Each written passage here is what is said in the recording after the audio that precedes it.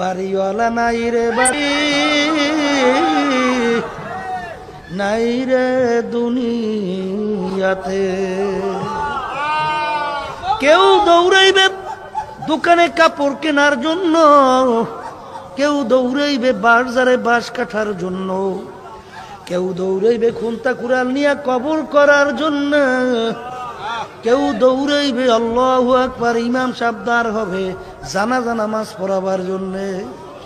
তাকবীর দিয়া বলবে আব্দুল কারীম যাও যাও যাও, আর কোনদিন আসবা না। নাফরমান কবরে যাইবে, কবরে মাটি দিয়া যার যার বাড়িতে সে আসবে। নাফরমান ডানের দিকে তাকাইয়া দেখে মাটি,